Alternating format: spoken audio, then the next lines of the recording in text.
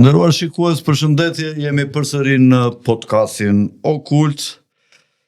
Si gjithmonë, dua t'ju kujtoj të gjithë ju që mendoni që është guri Sizifit të ngrini gishtin dhe të bëni një subscribe, mos harroni të bëni subscribe kanalit ton Okult që të mos na ndiqni juve, po t'ju ndjekim neve, dhe mos harroni të bëni dhe një like kanalit që t'ju vijë notificationi sa herë që edhim në një emision që ju jeni kurioz ta shikoni. Gjithashtu dëshiroj të përshëndes të gjithë sponsorët e emisionit ton, të cilët dalin me strisha në fund të ekranit disa herë gjatë emisionit, dhe ju për mallra dhe shërbimet që ata sjellin, sepse janë të përzgjedhur nga ne, janë elitar, nga shumë që na vinë oferta, ata janë të përzgjedhur nga ne. Juve mjafton të googloni, të fusni emrin e tyre në Google dhe menjëherë të gjeni mënyrën e kontaktit me ta. Regjia, të lutem marrit zërin në kufje. Sot do bisedojmë një çikë për kulinarinë dhe për hotelerinë, sepse është detyra tonë që në këtë sektor të rëndësishëm që sjell shumë të ardhura për vendin, për buxhetin e shtetit, por dhe për mirëqenien e njerëzve që të ushqehen dhe të jetojnë mirë dhe të relaksohen sidomos në fundjavë dhe në ato ditët e pushimeve, është mirë që ne t'ju tregojmë disa pika elitare që janë në këtë vend dhe ofertat që ata sjellin, risitë që ata sjellin, avantazhet që ata kanë në krahasim me të tjerët, dhe në këtë mënyrë t'i bëjmë shembull që të ndiqen dhe nga ata që në raport me cilësinë janë më mbrapa. Tashi, mua më anon që kraba ndaj nga zona e Juglindit, ju e dini, si korçar që jam, dhe do ta filloj me Korçën, por jo vetëm me Korçën, do mbarojmë dhe me gjithë Shqipërinë deri në Tropoj, me një cikël emisionesh mbi kulinarinë dhe mbi relaksin, që njerëzit, sidomos nga kryeqyteti, të dinë ku të shkojnë dhe ku të kënaqen dhe të argëtohen dhe të çlodhen dhe të rigjenerojnë fuqitë e tyre. Sot jam me sipërmarrësin e biznesit të Villa Merko, e keni dëgjuar, besoj, Melko, e keni dëgjuar në kur vini në Korçë, sepse është nga më të dëgjuarit, dhe kam sot këtu pronarin e investitorin e këtij biznesi, që është Olsi Melko, dhe kam kënaqësinë që të bisedoj me të për këto çështje. Olsi, mirëmbrëma, dhe mirë se më ke ardhur, të falenderoj se ke sakrifikuar dhe ke lënë një ditë pune atje në Korçë, por kjo besoj që ja vlen për t'ju treguar njerëzve që të dinë ku të zgjedhin. Dhe një nga vendet ku të zgjedhin për pushime është Villa Melko në Boboshticë të Korçës, në një nga vendet më piktoreske dhe më të bukura që ka Korça. Olsi, edhe njerë, mirëmbrëma, mirë se më ka ardhur në emision.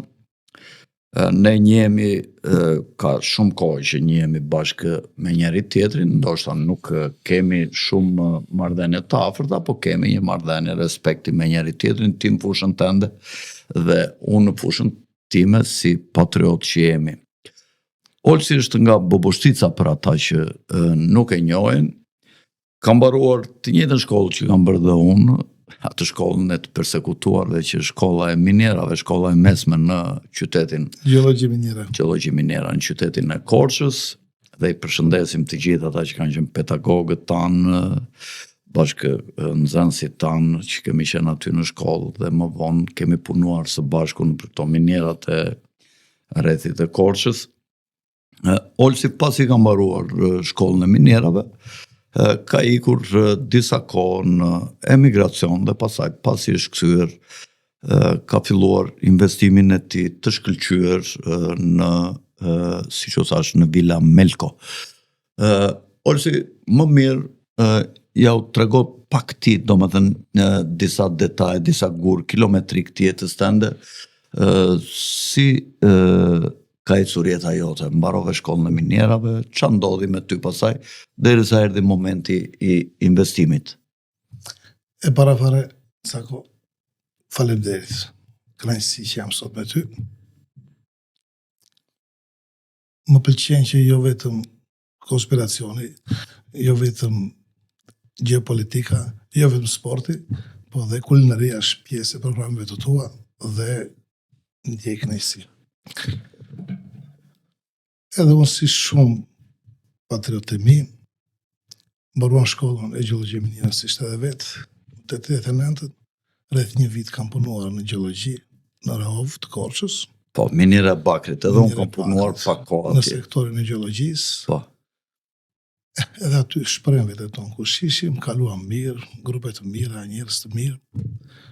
Erdhi momenti i shkova ushtar. Ushtarën e kam bërë në Gardën e Republikës, këtu në Tiranë. Kam qenë nga të përzgjedhurit dhe atëherë. Edhe më 91 kishim dhe fizikisht. kam qenë fizikisht, po. Kurse unë kam qenë në Gjenjëm, 86-87. Dhe kalova shumë mirë dhe atje nuk diskutohet, pastaj u hapën sinoret, u hap u prish sistemi, u hapën të gjithë, mendja tonë e parë ishte për të larguar si të gjithë, dhe kështu ndodhi edhe me mua. Morëm blokët e kurbetit, e kam thënë dhe në emisionet të tjera, dhe që në hapat e parë të kurbetit jam përqendruar në Kretë. Me puna të ndryshme, por dhe atje gjeta drejtimin e rrugës, për disa arsye që s'është nevoja tash të shtojmë. Pas 80 vjetësh punë në kurbet u ktheva në Boboshticë. Në 9 vjet. Në 9 vjet. Në të shkojë këtyr, më 2000? Unë fillova si ndërtime, fillova më 99 dhe më 2001 e hapëm si biznes. Më 2015 gusht 2001 e kemi hapur si biznes. Biznesi Villa Melko. Biznesi Villa Melko. E nisa për shtëpi, faktikisht isha shumë mirë ekonomikisht në Kretë, nisa për shtëpi dhe po ta shikosh dhe sot nga ale jashme, duke sikur paraqitet si një shtëpi. Po, të nderuar shikues, në fund do t'i japim disa video ku do t'rregojmë cili është investimi që ka bërë zoti Olsi, ushqimet që ata kanë, vilën, se kanë dhe hoteleri, përveç vilës të shkëlqyer dhe ushqimeve të shkëlqyera. Unë sa herë shkoj në Korçë, e kam një pikë referimi për të gjithë miqtë e mi për të shkuar.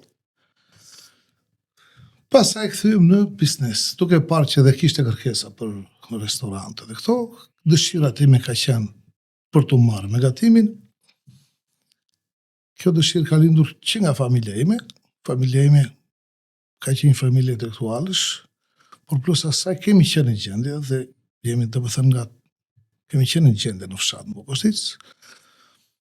Kemi patur qoftë edhe bagatit, kemi patur dhe materiale, kemi patur babane kam patur dhe një, si të themi, pak kasa për shembull, si që këto ke parasysh sa kodashi, vinte periudha e krishtlindjeve për dimrit, çdo familje mate nga një derë, nga një viç, që të kalonin dimri. Po. Babaj tim ka qenë nga kasapët kryesor që merreshe me këtë punë, prej therte, indante, Në Boboshticë. Në Boboshticë. Kush kishte shkonin nga ternin, ja u rregullonte. E thrisin çdo dhjetor ka qenë festë, kupton? Thrisin se ishte një koqire, rregullonte, ndante, bënte cigaritet, bënim pastërmat, bënim të kaurmane, gjitha këto. Në kohën e komunizmit. Në kohën e komunizmit flasim. Po, Dhe para 90. të gjitha këto kanë ndikuar pozitivisht tek unë dhe isha qeflin ndaj kësaj pune. Dhe në kurbet kur isha një shok të ngushtë i cili kishte një restoran shumë të mirë në Kretë. Dhe gjithmonë e ndiqja, e shikonja dhe gjithmonë ndjesha dhe më dukshte sikur do ta bëj unë ndonjë restorant të kësaj natyre. Mënyra se e menaxhonte, mënyra se e punonte. Më kështu përshtypja. Dhe kalua vitet, erdhi ora me thënë drejtë. Erdhëm, e nisëm 15 gusht 2001 e nisëm si biznes. Filluam me entuziazëm të madh ndaj këtij, por me vështirësitë e para, vështirësi që si kisha menduar ndonjëherë. Qoftë në furnizim. Kishin hapur të tjera atje, se Boboshtica është një zonë që ka shumë restorante. Kishin hapur para meje. Konkurrencë, megjithatë dhe u kisha njëjtë, mia kisha shoqërinë e mi, të mi, por e vështirë. Hapat e parë kanë qenë të vështirë. Patjetër.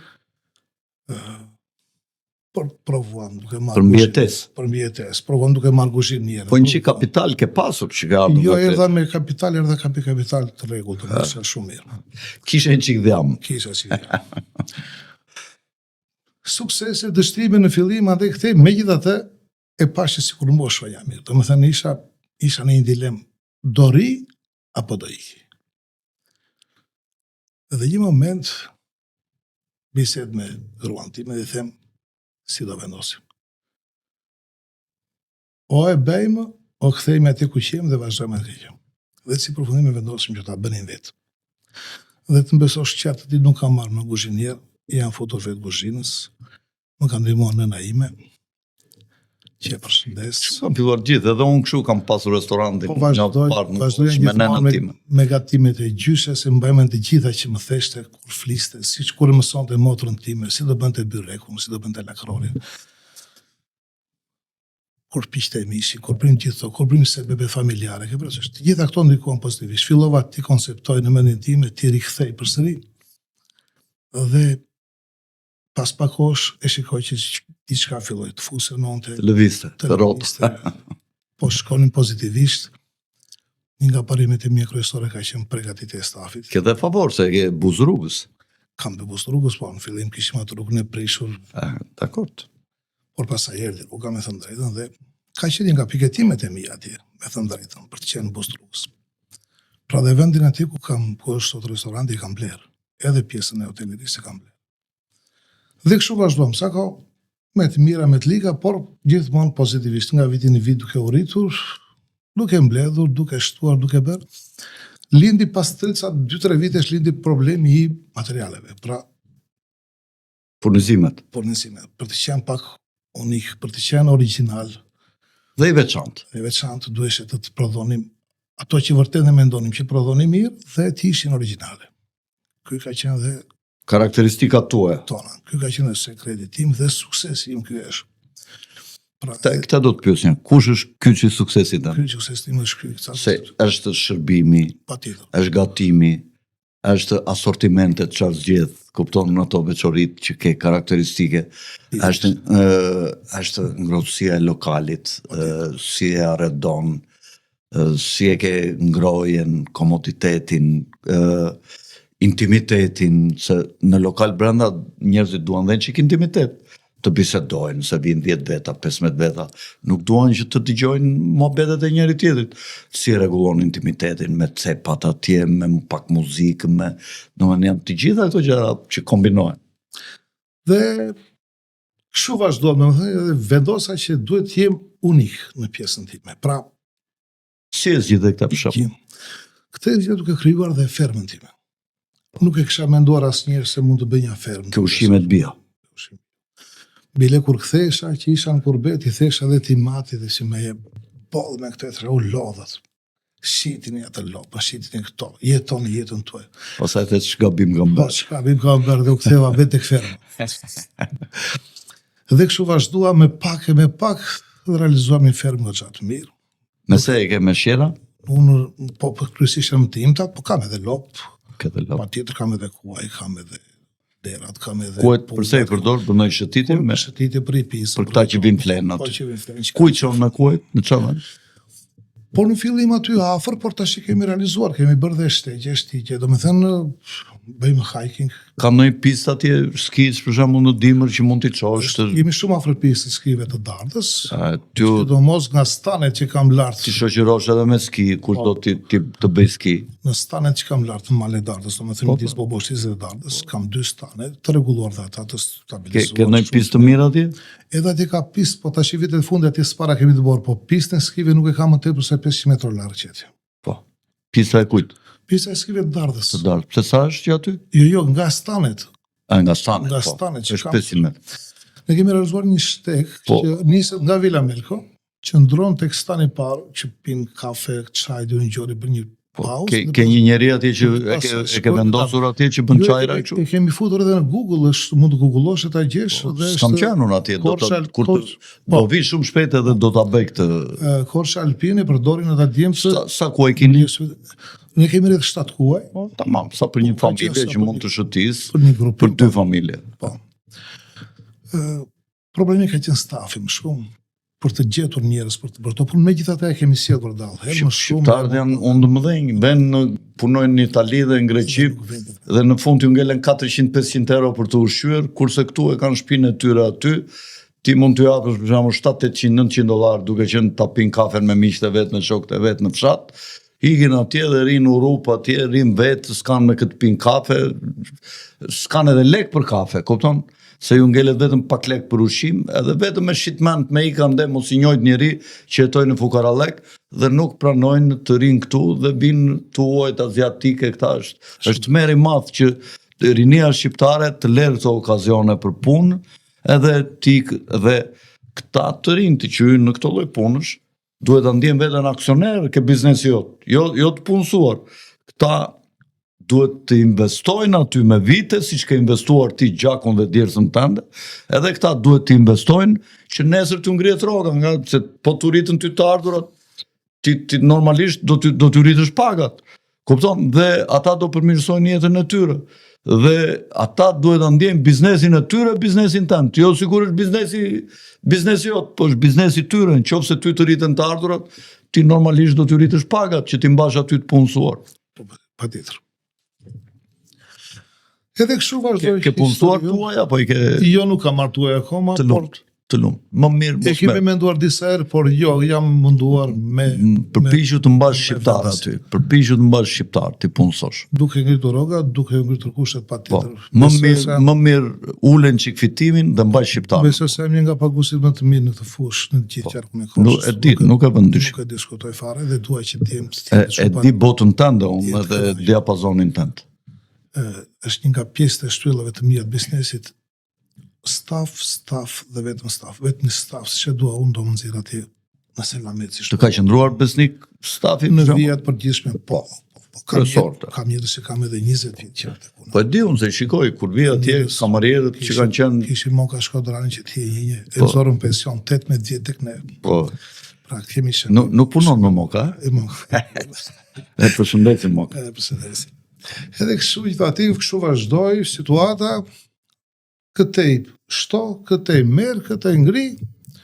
Erdhi momenti 2013 t'i bie pak më gjatë, bleva një vend me të drejtë për sepse u rritën kapacitetet dhe kërkesa që për hoteleri.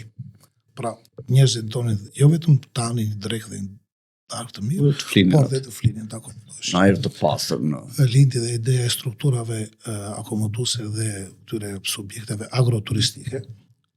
Dhe filluam të anojmë në këtë prisëm, pra për të bërë një strukturë agroturistike. Pula ke, vezët këto, i ke bio çdo gjë. Po. Sa përqind është bio ushqimi aty, këty, që i ke tëndet?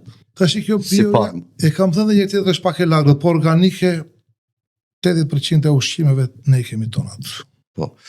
Po këto zarzavatet, për shembull të stinëve, domatet, kastravecet, specat, marulet. Marulet që të gjitha kemi, vetëm sezonin e dimrit nuk. Po sezonin e dimrit s'ka çfarë të bësh. E kemi menduar dhe këtë duke realizuar sera, domethënë, por jemi në projekte akoma sepse kemi shumë punë për të. Mirë do bësh. Duhem patjetër. Tjetër shi e kam, tjetër nuk diskutohet, e kupton tash. Pa plera kimike, pa vetëm organike. Vetëm organike se kemi kanë qenë asortiment që ne i kemi gjende vërtet. Po i keni aty se keni kafshët ju, keni sa duash ple. Dhe kështu 2013 blem një vend gjitur aty, i lutsh atij zotërisë që kishte me thënë të drejtën, më jep një met, i thesha më jep një 2 lymë tokë tableta bëj parking. Makina gjithë tek unë të ndjen komode. Si fundim një ditë bukur vjen e më thotë, jo do ta marrësh të tërë, thotë. Po e morë të tërë merë, po e se morë mos e merë. Sa ishte e tëra? Ishte rreth 5.000 metra katrore. Si përfundim, me një qikë vështirësi, me një qikë kredi, me një qikë andaj e morë. 5 dynim. Dhe nëzorëm një projekt të bukur atë faktikisht. Por në linë një problemi madh. Në doli tokar. Në tokar nuk ndërtonim dot. Vazhdoj një kalvari madh. Për të marrë leje. Për të marrë leje në ndaj. Këte si përfundim, nuk po e merim dot. Më 2019 e kishim shumë e qef. Nuk në edhan leje. Si përfundim, certifikohemi si agroturizm, pra na jepet e drejta për certifikim, jo certifikim, për të marrë pjesë në agroturizm, por nuk në edhe drejta e lejës të ndërtimit. Dhe këtu Korça është shumë qytet me rregulla. Gjithmonë kështu ka qenë, është ndryshe, nuk ka anarki atje çdo gjë, çdo lëvizje, po shkel ligjin nuk të falin, edhe sikur ti thuash që ore kjo do sjell kaq të mira e kaq kështu, janë shumë të ngurtë në respektimin e ligjit. Pra dalin fitus në ZBR-ja, me që kishin baktitë dhe gjithë të pjesët e agriturizmit, por nuk na dha leje ndërtimit për të bërë ato bujtinat atë hotelin që ne kishim menduar. Si fundim, ky ka qenë momenti kur dhe fëmijët e tim u larguan ikën në Zvicër, të dy djem ne kam në Zvicër. Edhe të mësitur që nuk po e plotësonin dot atë projekt që kishim në mendje dhe largohen ikën në Zvicër. Para se të ikte djali im thot mua ba thot, jemi si që do t'i shkruaj një aty kryeministit të Edi Ramës. Se dilte Edi Rama të redhe, vështirë shëllësida këtë problem si datë. Mirë për i thashun, shkruaj, s'ka problem. Edhe i shkruan një mesazh. Ditën e parë nuk e mori, ditën e dytë pasaj doti që mu përgjigj cakon. Edhe i them kam këtë problem. Këtë. E kuptoj si problem dhe që atë moment më dha disa udhësime më thënë drejtën dhe më drejtoj për tek bashkia. Shkojmë bashkia, por unë e di që nuk e kisha të keqen nga bashkia. Ishte më gjerë. Si përfundim kjo që piknisja vazhdoi e drejt, u mor një rrugë e drejt, pas një viti aplikuam në fondin në këtë zhvillimi kombëtar që kanë projektin e zhvillimit kombëtar. E përshëndesim këtu Edi Ramën. Po, e përshëndesim patjetër. Aty ku është për ta përshëndetur, e përshëndesim. Ne këtu jemi për t'i bërë opozit, po edhe për ta përshëndetur kur bën gjëra të mira, dhe këtu e përshëndesim. Si fundim, këtu mori rrugë të mbarë, pas në një vit e sa, më dhanë lejen dhe pas kësaj leje që morën, kemi ndërtuar dhe 2 villa të bukura, shumë të bukura, me 4 dhoma se cilat, 8 dhoma, për ambjente komoduse, të cilat na kanë plotësuar dhe në biznesin tonë.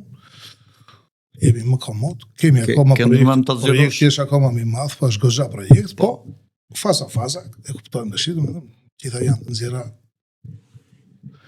nxjerra me djesën e badhe për thonë. Dhe kështu kemi vazhduar, puna tonë ka qenë në rritje, cilësia po ashtu, bujtinat kanë shkuar dhe atë shumë mirë, është viti 2 që kemi vëtur në punë, restoranti shkon shumë mirë për momenti, sidomos fundjava, tjedi, fundjava në Korçë është fantastike, full që të premte po dhe shtuna patjetër. Sidomos ju që keni krijuar emër tashmë. Kombinuar atë kuzhinën e mirë, gatimin e mirë, fjetjen në hoteleri, dhe me të shtunave dhe të premteve me muzik live, me këngëtar, serenatash, Taqi Adhami, Zotri i Borë. Kush është këngëtar? Dimitraj Adhami, Taqi Adhami. Taqi Adhami. Çfarë ka Tole Adhami këta që ka kënduar në grupi Lira? Nuk e di me thënë drejt, po në mund t'jene të tyre. Këna shumë bukur, këna shumë qetë. Nga Korça. Është nga Bilishti në origjinë, nga Krafshian. Ata kemi grup, kemi Gozakoj që jemi shumë të kënaqur, këndoj shumë bukur. Dhe kështu kemi krijuar një ambient familjar, të ngrohtë, edhe kështu vazhdojmë. Olsi, ti ke krijuar një emër aty, aty janë besoj një 10-12 lokale janë aty, ambiente. Por një 7 janë funksionale. 7. Dhe konkurenca është shumë e madhe dhe Boboshtica është një zonë shumë e njohur për të kaluar, domethënë momente për të ushqyer mirë dhe për të relaksuar. Cila mendon ti që ka qenë pika jote e fortë dhe që të bën të veçantë dhe që je objektivi i parë në atë zonë për të frekuentuar? Kush ka qenë, çfarë të dallon ty nga të tjerët? Ku ti ke vënë rëndësi ti për shembull? Për shembull, këtë që më the ti që kam krijuar fermën 80% bio, këta të tjerët për shembull, janë në këto nivele apo? Jo, nuk janë ato. Nuk janë. Ato nivele janë shumë larg. Disa ka që shtyllat kryesore të mia, do me thënë drejtë, se edhe me një nuk mund të krijosh një sukses. E para ka qenë njerëzillaku, mikpritja, ambientet e ngrohta. Unë kam qenë vet atje dhe kam provuar këtë që ke një staf të mrekullueshëm që të krijojnë shumë familiaritet. Në lartësinë e dur, por një nga karakteristikat time kryesore është që unë nuk lakmoj. Pra kur them do am mish qingj, do am mish qingj. Kur themi që kemi viç, e kemi viç. Kur themi derë, kemi derë. Pra, ose kur themi që kam djath dele, kam djath dele. Kur themi kemi mjalt nga ferma jone, Po, kemi mjalt. djathin, gjalpin i bën vet apo? Vetë, kemi krijuar një ambient vogël aty, familjar.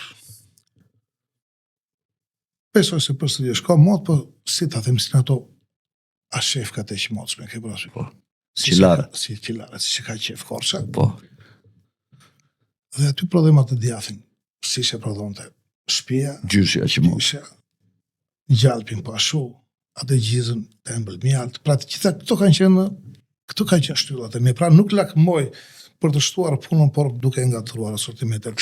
Jam shumë tipik në këtë pjesë. Kur ulen për shembull në Amerikë, që kam qenë unë, që ndryshon çik nga Evropa, më ka pëlqyer shumë që sa ulesh në restoran, gjën e parë të sjellin gjalpin dhe kulaçin e tyre, bukën e tyre. E ke ti këtë karakteristikë, sepse njerëzit vinë të uritur. Sa të përgatitësh ushqimet 5 minuta, 10 minuta në çerekore, njerëzit duan të pinë një gotë verë edhe të hanë diçka të thyen urin. Edhe ne kemi. E ke këtë karakteristikë? E kemi, patjetër. E bën bukën tënde kulaçin tënd aty? Kulaçin. Kjo është një gjë e shkëlqyer dhe e mrekullueshme. Kulaçin ton. Bile shëllë dhe në video kote fundit. Po, grurin ku e merr? Po, Mielin. e prodhoj vetë E grupin. prodhon vetë. Pra dhe buka është bio. Po, unë kam rreth Kjo është një gjë e mrekullueshme. 500-600 dylym ose 50-60 hektar toka e të marra me qira, përveç atyre të mia. Ke ndonjë far gruri nga ato të kohës se Për farën e grurit kemi dajti. Me farë dajti, sepse e do dhe zona, edhe bën korsa dhe zona po poshticës, kodrinore, fushore. I ke bërë ndonjë analizë për shembull miellit ose për shembull ka gluten ose s'ka gluten? Po të gjitha kanë gluten, po kjo ka qenë me përshtatshme në zonën tonë. E përzjem me qik thekër dhe me pak tërsher dhe del një kulaç fantastik.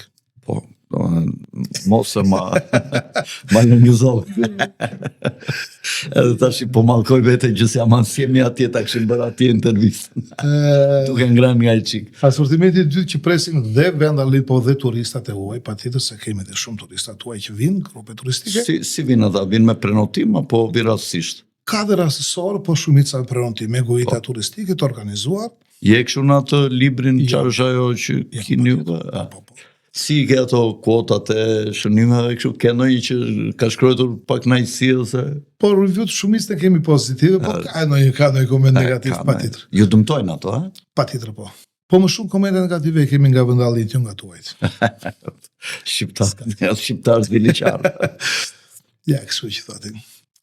Asortimenti tjetër kryesor që ne nxjerrim në pritje është rakia e manit. Rakia e manit është një nga karakteristikat kryesore. Ke manat të ndati, nxjerr vetë rakin? Ka manat time, po blend? bile kam bërë një grupim, kam bërë një blerje grupim manash, kam një projekt në kokë që cilin do ta zbatoj, në mos nëse pasin do ta zbatoj. Do të realizoj. Qa mana ke të kuq apo të bardh? Mani e kuq, po përsa ka mani e kuq Po mani bardh, bërnë edhe mani bardh? Jo, mani bardh ka shumë pak tek ne. Bile nga mani bardh ne ca ko marrin vetëm fletët e manit, Që i fusnin që i futin për ngjyrë, Për për të marrë rakia ngjyrose. Do me dhe fotosintezat e saj marrim nxjerrin atë rakin jeshile të bukur të marrim. Edhe unë kam 2 mana këtu ke shtëpia ime, i kam bjell 2 mana të kuq, janë të mëdhenj, të mirë, po 3-4 vjeçar, 5 vjeçar janë dhe tash i kam filluar të bëjnë kokra. Këto në bështitën shekullore. Bile atje data atyre nuk dije, do më thëmë mendoj që do t'jenë 4-5 shekullore. Kur ishim të vegjël, ne vinim lashim atje për korçarët që e dim vendin, vinim lashim në zapet në rezervuari, bile njëra atje desh janë mbytur, e mbaj mend si tashi, vota i nxehtë edhe ishte ujë shumë i ftohtë. Edhe më dhajnë goditje në zemër, i vetë miras në jetën time, edhe i dhash kembe mbrapsh, edhe ishte skarpati rezervuarit atje që më zunë kembët, e dola jashtë, dajnë pak e yra, pasavash pasaj. Edhe kur vinim që lashim ke zapet, shkonim edhe në manat, kur ishte kohë e manave, do njeri i luteshim në shatari tipnim, në linin atje tanim, do njeri vithnim qeura dhe vinë si që ishim për mi. Ka zemërgjerësi, po vashi se ka edhe një flak. Jo, nuk na nga s'monde asë. Ka zemërgjerësi, ka zemërgjerësi. Nuk na nga s'monde asë njeri, hynim atje fshatim mrekullushëm, hynim manim pine, do më kënaqeshim. Olsi, po kështu ndonjë nevojë kini për shembull nga bashkia, nga pushteti lokal atje që kini ndonjë nevojë për shembull që kini bërë ndonjë kërkesë që ata të bëjnë ndonjë investim, si jeni me këto furnizimet e ujit, me Po me thënë të drejtën e të gjitha do që Në gjitha. Ka nevojë bashkia të ndryhet në një investim. Po të në radhë para rruga atje. Po tu është pak me gjerë. Pak me gjerë. Se me zi shkëmben të makina. Vinë makinat shtrenjta. Pris tjetri fundjavën për një fërkimi pasqyrash, për një diçka së natyre. Domethënë, mendoj që duhet bëhesh plus që mund për mendimin tim. Të paktën 1 metro të zgjerohet. Mund të bëhesh edhe një anash, mund të bëhesh një rrugë edhe për hiking, domethënë nga Korça në Bobosi, siç ka qenë dhe që mund të dilin shëtitje njerëzia. Po. Ka vend. Ti si pedonale. Si pedonale ka vend shumë mirë. Raqi, në qoftë se na dëgjon do t'ja dërgoj Raqit linkun. Raqi dëgjoj Olcin, unë e di që këto gjëra nuk janë të lehta, po fiksohe kur të krijohet mundësia, bëj një pedonale të vogël aty dhe mundësisht zgjero edhe pak rrugën që të mbahesh mend për të rjetën, se me sa dy unë e ke mandatin e fundit tash dhe pas pak kohësh ka zgjedhjet, sepse nuk të lejohet me, se nuk i lejohet me, më duket 3 mandate është e lejuar, dhe Raqi nuk kandidon me, e kam mikë dhe unë. Për Bobosi se kam një projekt në kokë të më besosh, ka qenë nga manjetet kryesor Bobosisa dhe Korça, ka qenë manjet për mua. Si për të gjithë ne shqiptarët jemi shumë patriot. Ku doj të shkojmë, kemi mendjen e ti ku ishim. Kam një projekt fantastik për Bobosisën. Jam Bergo Gjapura, nuk them sepse ishte edhe në fshatrat, gjithë fshatrat turistik. Mendoj që jo sa duhet, por përveç atyre që ata kanë menduar, kam një projekt shumë të mirë në kokë, që s'do më jepshe mundësia, do ta bëj Bobosisën një nga fshatrat më të bukur të gjithë Shqipërisë. Po. Do ta them me sinqeritet. Po. Më vjen keq për shembull.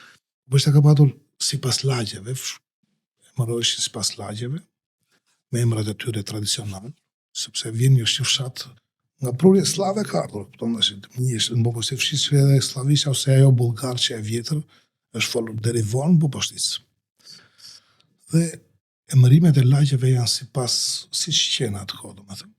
Dhe çdo lagje kishte çezmën e saj. Po. Janë hequr nga projektet. Pra të vjerë turistë. Sa në qezmat nuk funksionon? Nuk janë qezmat, të vjerë turistë. Çka ka për të bërë në qezmat? A janë burimet aty? Ora jam ka vetë ti bëj më besosh. Vetëm hapin lirinë se do t'i bëj.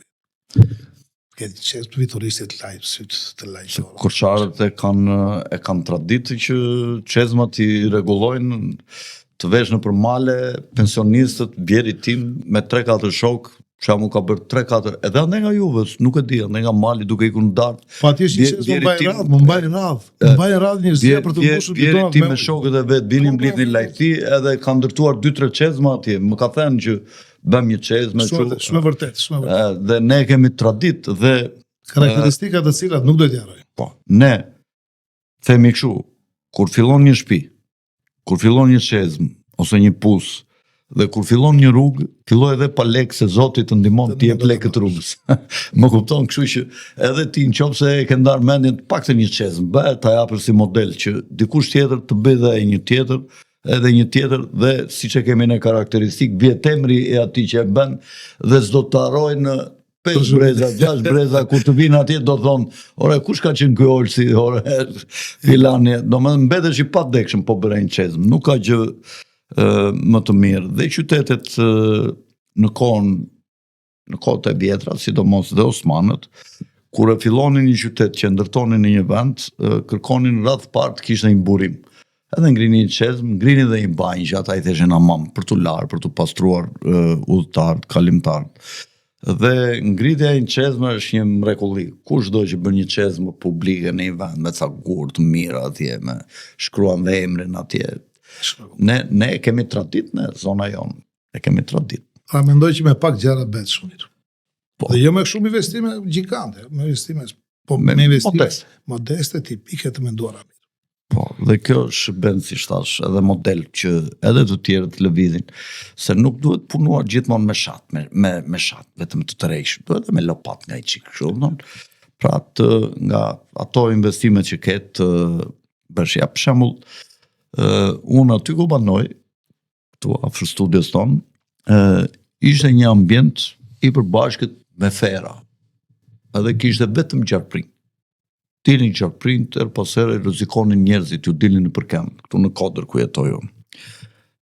Dhe unë ju thash tyre banorëve, ore, ti pastrojmë tot, mbjellim gjërat bukura këtu, pem, lule. Po, ju thesha, kam marrë një kompani këtu, kam bërë një projekt, është kaq investimi, na bie kaq për frymë për banor. Do paguajmë, ta thresim firmën që ta zbukurojmë vendin këtu, ta bëjmë rrugët me ligustra të rrethuara, me pemë, me mimoza, me jargavan, me akacie, rogovecka, si që themi ne, kupton? Me fiq këtu, me ullinj, si që ka zona këtu. Po, asnjëri s'jepte. Kupton? U detyrova, i bëra vetë pasaj, edhe janë një 2000 metrë katror këtu, i kam mbjell tash 120 pemë, kupton? Po viti 6-7, me sakrifica vetë, nga pak. Kur e fillova s'kisha kokër lekun në xhep, kupton? Mirë, i bën Zoti ato. Tash kur vjen ndonjëri atje, është si pikturë e Botticellit. Edhe ja bën ndonjëri, ore Alfred, ty më në ande ja bën, i them unë, po piktura, shkelet piktura, i them unë, kjo është pikturë, i them, nuk është për të shkelur. Kjo është që ta shijosh, kur dalësh në balkon të pish kafen, të shikosh të panoram këte, të shtohet jeta, kupton? Piktura nuk është që të shkelet piktura e Botticellit, i them, jo, shkelet, do më dhe në shdo, që aty bësh tash, po që e kam fjalën që po fillove një gjë të mirë që i shërben gjithë publikut, unë ja bëj thirrje dhe shikuesve të ndihmojnë për të zhvilluar jeshilleqet në zonën e tyre ku janë. Sikur 3-4 pemë të mbjellin atje ke trotuari që është i thatë dhe bosh. Në mëngjes kur dalin një bidon me ujë kështu nga shtëpia, t'ja u edhin atyre luleve, 5 minuta nuk kushton asnjë gjë. Mos edhin plera, ta mbajnë ambientin e pastër. Të ndihmojnë pra që jeta në komunitet tjetë sa më e mirë. Sidomos me ullinë, se ullinë nuk i ngacmojnë, nuk i bëjnë. Domethënë ulliri është pemë e bekuar këtu në Tiranë, se ande nga zona tonë nuk ka. Unë për shembull këtu kam mbjell rreth 31 ullinë. Kupton? Ato do vi një moment që të bëhen shumë, të mëdhenje, shumë. Ata që do vinë mbas nesh nuk do ta dinë se kush i ka mbjell, se kush kupton, po s'ka rëndësi. Po njeriu duhet të jap kontribut për një çik jeshillek, për ca pemë, edhe për ca kafshë. Edhe ca kafshë duhet i rrit njeriu të ndikojë të rriten ca kafshë, kupton? Se këto janë dhe mësime profetike. Domethënë edhe profetët këto thonë, domethënë ndihmoni jetën të ecë përpara. Po ndihmove në jeshillek, po ndihmove në kafshë, ke bërë detyrën para Zotit, kupton? Këtë duhet ta bëj çdo njeri. Cilat janë objektivat tuaja, Olsi, për të ardhmen, çfarë mendon të realizosh për të përmirësuar shërbimin tënd, për të rritur kapacitetet, për të rritur punësimin, dhe kjo është më e rëndësishme që nga puna jote, nga mendja jote, nga guximi jot për të rrezikuar, të kenë mundësi të jetojnë disa shqiptarë këtu në vendin tonë. Kjo është gjithë objektivi, që ne mos i lëmë fëmijët tanë të na ikin të ratisen, të syrgjynosen, po të rinë dhe të punojnë dhe të jetojnë këtu dhe të gëzojnë të vend që na e kanë lënë të parët tanë. Për si vjetë kemi në plak realizimin e një stabilimenti për zgjerimin e stallave, do rinovojmë, jo aty ku jemi, kemi marrë vend të ri, presim vlerën ndërtimit, e cila jam i bindur që dalë shumë shpes, këtë radhë s'do kemi probleme, dhe do bëjmë, kemi ndorit një stabiliment me goxha ambiente, do më thënë dhe amit e për kuaj, dhe për të imta, edhe për gjeth.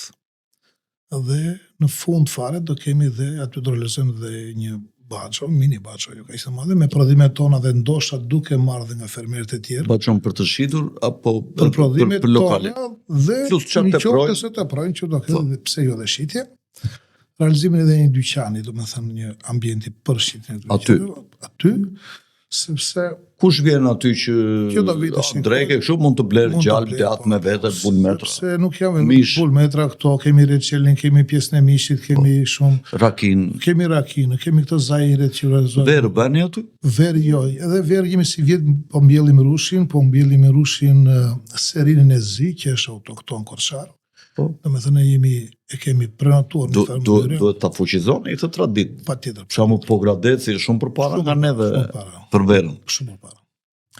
Edhe ne duhet ta kultivojmë këtë, sepse aty rushi pishet me ngadalë për shkak të temperaturës dhe bëhet shumë i ëmbël në atë zonë. Bëhet në Leskovik, që është në Melesin, që është, nuk e di, 1000 kilometër, 1000 metro mbi nivelin e detit. Dhe bëhet shumë i ëmbël, për shembull Mavruti, ose bëhet super verë, e bën e kremi, e bën sopra. Po, dhe i tregtoj vera. Mavruti është ndër verat më të mira që është në Shqipëri. Unë Mavrut pi gjithmonë, dhe vajta një në Luksemburg, me qëra fjalla, kur isha në kontrollin e lartë shtetit, edhe një nga ata të kontrollit të auditimit të investim të shpenzimeve buxhetore të Bashkimit Evropian Luksemburg, një nga ata drejtuesit kryesor, më mori më dhaj drek aty në qendër të Luksemburgut, edhe mori 2 vera që ishin shumë të shtrenjta. Ishin vera Rothschild, nga këto të Francë. Nuk e di, ishin nga ato, nuk ishin shumë të shtrenjta për çmimet të shtrenjta që ka vera, po për neve ishte shumë e shtrenjtë, $700-800 një verë, kupton. Vajtën 2-3 vera, nuk e di, vajtën ja 2 mjeca. Edhe kur pash faturën, unë çudita, thash se ka shumë, kupton. Edhe shikoj faturën, shikoj verat shumë të shtrenjta.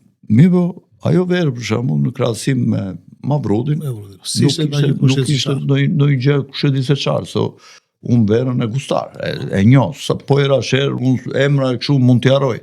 Po unë po i rasher verës, s'ka nevojë ta pi. Po i rasher të ri verajnë që ke hapur 20 minuta të qeshet pak. Unë po i rasher, unë me njëre kuptoj çfarë vera është, se kam pirë vera të rjetën, kupton. Unë po e futa se vera nuk pijet, vera, si thot konica, fera mbllaçitet, se edhe kafeja. Që ta shijosh, duhet të zërë qelzën, ta vërtitësh 2-3 herë, dhe ta shijosh si është edhe me herë edhe me shije. Dhe unë e njoh verën shumë mirë. Edhe po të thash unë që kjo verë është shumë e mirë, pi 1 litër nuk të dhem pas koka dhe, po të thash që kjo verë s'më shijon. Ajo verë për shembull më dëmton, kupton? E njoh shumë shpejt. Dhe vera Mavrut për shembull krahasim me ata, ne verë Mavrut tu e marrim me 20 euro, 21 euro, 22 euro shishën, kupton? Po ajo është i mrekullit, domethënë është i mrekullit. Ka dhe vera të tjera shumë të mira. Në Shqipëri është rregulluar shumë cilësia e verës, edhe verat shqiptare po konkurrojnë në shumë vende të botës. Janë për të përgëzuar që dhe është një histori e këtillë, Olsi, në një konkurs ndërkombëtar që u bën të verave, kur hynë që këta që bëjnë këto, çfarë quhen këta që shijojnë këto verat, se s'po më kujtohet. Somalierët. Nuk ju thuhet as emri i verës, as çmimi i verës. Ata thjesht e gustarin dhe thonë, për shembull, janë 20 somalierë, thonë për shembull 13 ose 14 veta nxjerrin një verë të parën. Dhe ata pastaj fillojnë thonë, kjo verë është kaq lek, e tregton filani ka këtë emër. Në fund, ajo që fiton. Dhe njerë ka fituar një verë që shiteshe 2 euro litri. Domethënë, edhe në mënyrë unanime 90% somalierëve nxorën verë të parë. Pra e kam fjalën këtu që cilësia e verës nuk ka të bëjë shumë gjithmonë me çmimin, nuk është çmimi. Këta mund t'ia vënë 600-700 euro, 1000 euro, po këta shesin emrin, nuk shesin verën. Verat shqiptare janë super vera. Super vera, ke vera të mira. Shiko, Olsi, më ftovi një miku im që është somalier. Dhe është nga Shiakus, pra them emrin, dhe ka një lokal në Buzdetit ande nga kjo zona këte, çfarë i thonë këtu. Nga Gjirilazi. Nga Gjirilazi, ta. Më ftovi. I tha një shoku tim, kam qef të më vi Fredi, tha se di që e ka qef verën. Edhe vajta ula unë, e i thotë e kamarierit, ishim 4-5 shokë. Midis tjerëve, ka qenë dhe një ishtë futbolist i shuar i Lokomotivës me neve. Dhe i thotë silla me zetë në i solë. Thotë silla verën, e i sjella një shishe 4-5 veta ishim ne, i sjell një shishe 3 çerekshe. Edhe na e thaj neve të gjithëve nga i gotë, gëzuar, kjo verë është kështu, prodhohet rushi kështu, filloi për na shpjegonte. Mirë, shumë mirë, por na jepte shumë detaje që ne nuk na interesonin, se nuk ishim profesionistë. Megjithatë, mua më pëlqevi dhe po e dëgjonja. Pim nga i gotë, e po bënin muhabet, dhe ky s'po porosiste me. E unë tash ore, ky edhe naftovi, e na solli 5 burrave në shishe 3 çerekshë na dha. Edhe u bra gati ti deshare, do sillja 3-4 shishe këtu zoti paguaj unë gjitha, silli edhe u bëra një çik si nervoz. Tash ky thash që naftonën se kur e fton tjetrin, ja lë verën aty përpara, pisa doja valla, kupton. Qa verë do pish të verë, urdhra, si mbaroj shishe tjetër, kupton? Derisa tjetri të ngrihet, thot falenderit. Po e ke ftuar, apo jo? Dhe për shikonja ky s'po theshte gjë. U bëra gati ti dhe zhore, në sillja 3-4 shishe këtu leri këtu. Ti pim nëse ne kemi ardhur tash për darkë kemi 4-5 burra. Kur ky i thot, sillat shishen tjetër pas pak. E shqyqy që s'fola. Sjell një verë tjetër, gjitha vera shqiptare, edhe filloj. Kjo verë bëhet në filament rushi, ka këto karakteristika, plerohet me mushtin e mbledhur të saj gjatë vitit, bëhet kështu, bëhet ashtu. Por ai shpjegon të gjitha. Na dha verën e dytë, kur pasaj verën tjetër, edhe sillte kështu e gjysmë shishe. Nga pak. Na mbushte nga pak gotat, kupton? Aty kuptova unë që ky desh tash ti bënte reklam verave shqiptare. Edhe më kënaqi shumë. Dhe të them të vërtetën, kur jam ngritur, ka qenë një nga darkat më të mrekullueshme që kam kaluar. Na ka kënaqur me të gjitha llojet e verave shqiptare dhe u gëzova, thash, shqyr që shqiptarët arritën në të stad të jenë konkurrent me verat, se verat tregon aristokraci, tregon kulturë, në kulinari, në pije. Apo jo? Ju keni rakin e manit, tashi mos është kjo punë e rakisë manit boboshticës, se nga do që vem thonë rakin manit boboshticë. Mos është si punë e asaj që kur dishe ai dhe pyeti i biri dhe baba më trego sekretin e verës, ta si e bën. E tha vera bëhet dhe nga rushi. Mos është dhe kjo historia e këtyre që thonë të gjithë rakimani boboshtice, jedhin në një dopjo në 1 litër rakimani dhe thonë kjo është rakimani boboshtice. Sa mana ka e boboshtice. Rakimani dhe si shkëlqyer, po kjo puna unë do ta krahasoj një kështu si puna e saj dhallës. Dhallë, më i dhallë, unë i thuj dhe ti prape bardhë. Pra ka shumë mashtrusa që thonë raki boboshtice, rakia boboshticës pjetë ke juve atje që të vesh ta pish pa i le. Mirë, si në një merak tjetër, në një diçka, qa ke qef të thuash në një gjatë? Në fund të kini dhe një reklam të vogël, një video të shkurtër që regjia jon e ka përmbledhur për të parë pa zë, sepse YouTube-i nuk të let të bësh reklam me zë në atë, do e thjesht ilustruese, po ju nëpërmjet imazheve do kuptoni kush është Vila Melko në Boboshticë, kush janë ambientet e saj të brendshme, kush janë disa nga ushqimet që këta shërbejnë dhe që i kanë të mrekullueshme sepse i kanë provuar vetë disa herë, dhe të shikoni një çik dhe ambientet e dhomave dhe të hotelerisë, pastërtinë dhe personelin dhe shërbimet që ka Vila Melko. Në qoftë se nuk ke ndonjë gjë tjetër, Olsi? Ishte kënaqësi, jam shumë kënaqur, faleminderit shumë. Mendojmë ta mbyllim, kënaqësia është e imja që më erdhe dhe më dhe mundësinë që të flasim një çikë për shërbime serioze, nga më seriozet që janë në rrethin e Korçës, po pse jo dhe në gjithë Shqipërinë në zonat rurale, sepse në zonat urbane ka lokale që kanë tjera karakteristika, në plaza, në hotelet tjera, në dajtje, ku e diun, kanë tjetër gjë, ato kanë modernitetin dhe të tjera shërbime, kurse ke ju janë gjërat bio, janë ushqime që në qoftë se ja gjithmonë të shtohet jeta dhe deri 95 vjet apo 100 vjet, qoftë se ditë se sot Olsi vetëm budallënj smuren. Ata që janë të zgjuar kanë profilaksi dhe mjafton të jetosh me pak gjëra bio dhe të jetosh shumë gjatë dhe shumë mirë. Unë për shembull jam 62-63 vjeç dhe kur në jetën time nuk kam pirë një medikament, nuk kam asnjë problem me shëndetin, pse? Sepse di si të ushqej me ushqime bio, në këto mundësitë që kemi luftoj me me shpirt ndërdhëmbë që t'i gjej të gjitha ushqimet e familjes time bio, që askush mos më smuret, edhe prindrit që i kam me mosha relativisht të mëdhaja, përpiqem t'i mbaj me profilaksi. Pra profilaksia është parandalimi i smundjeve. Dhe si zonas e fjalës, më thuaj si e ushqyer që të them si e ke shëndetin. Edhe një falenderoj. Po. Kemi realizuar një shërbim kompleks të recetave unike, tradicionale, korçare dhe babashtare. Në lidhje me këto fjalët e fundit që the, jam shumë dakord, dhe unë do t'i uroj një gjithë dhe do t'i këshilloj një mos njohin më doktorin, po të njohin prodhuesin. Bravo. Kjo është shpreha më saktë.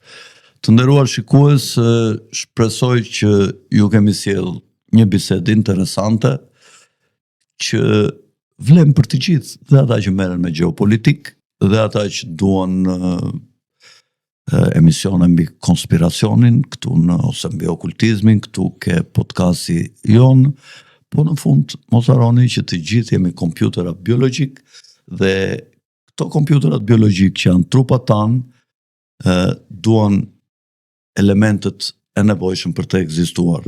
Duan ajër, që në Boboshtic është nga më të mirët ajri i pastër, duan ujë që në Boboshtic është i shkëlqyer, duan tokë, pra ushqimet e kafshëve, të blegtorisë dhe të mishit të tyre, dhe shpirtin që na jep Zoti. E kemi kudo në çdo vend që të shkojmë, por pa shqiponja është me dy kokë që të ekzistojë do dhe materin dhe shpirtin. Dhe shpirti në një materie të dobët nuk ekziston. Prandaj kushtojini rëndësi të madhe kulinarisë, ajrit, ujit, kupini, dhe në çdo moment që keni një kohë dhe një mundësi financiare për ta shijuar jetën, mos harroni që një nga pikat që nuk do t'ju shgënjej dhe do kënaqeni, më besoni për këtë, është Villa Melko e Zotit Olsi Melko.